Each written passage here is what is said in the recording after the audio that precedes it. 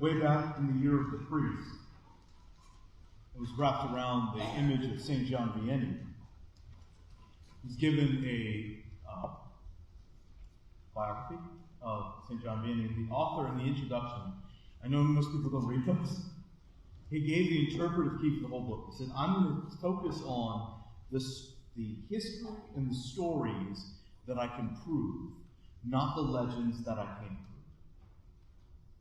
And I thought that was a wonderful way to grasp the life of a saint, because it is so easy to get caught up in the mystical, the unexplainable, the near magical in the lives of some of these men and women.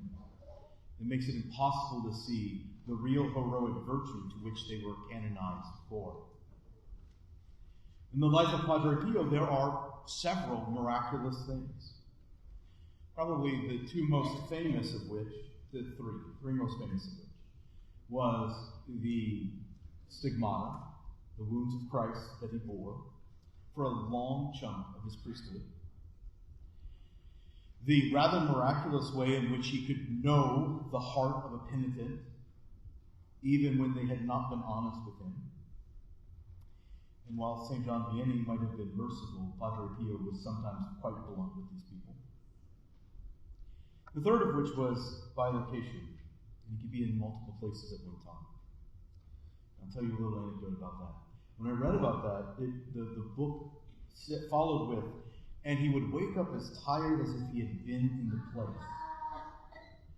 And that was the day I went, Lord, I don't want that gift. If that is the cost of being in two places at one time, not worth it. Because Padre Pio would bilocate while he slept. And look, there are a few things still very sacred in this world. Bedtime is one of them. But I would be remiss and negligent if I stayed with only the miraculous life of Padre Pio. Because it paints a picture of holiness and sanctity and the saints that is unapproachable, unrealistic, and honestly, borderline superstitious and just not helpful. Instead, here's what the man was like. Padre Pio is famous probably for two things that are ordinary. Anybody could do these things. Three, actually.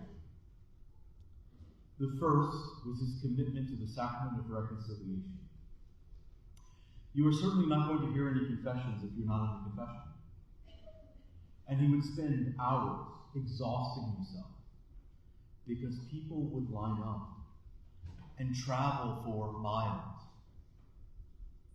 just for a few moments with him. Was his commitment to the poor.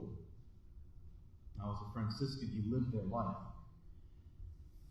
And his commitment to those who would go without. So famously, he started a hospital that he wanted to make it to be world class and still cheaper than the communists.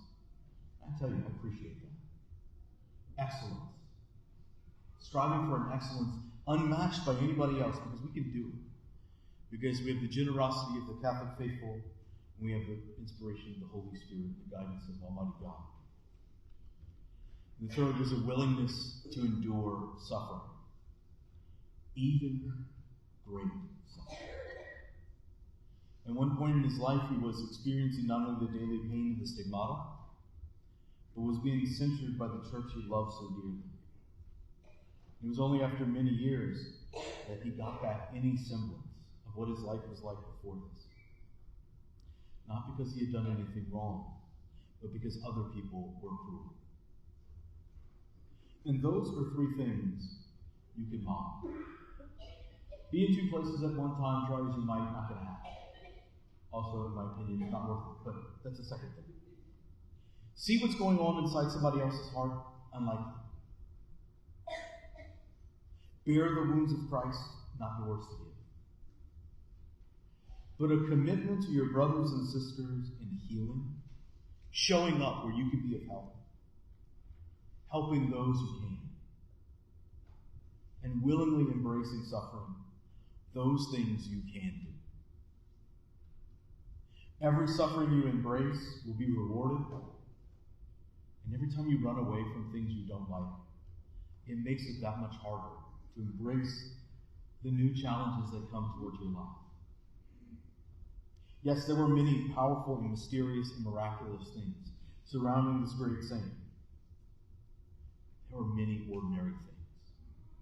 The way in which you and I are called to holiness, that are irreplaceable, but they're yours and mine to choose. Follow Jesus. You follow Jesus. Make the path for your own sanctity. It's already written into your heart the path you need to follow. Just listen to the Lord.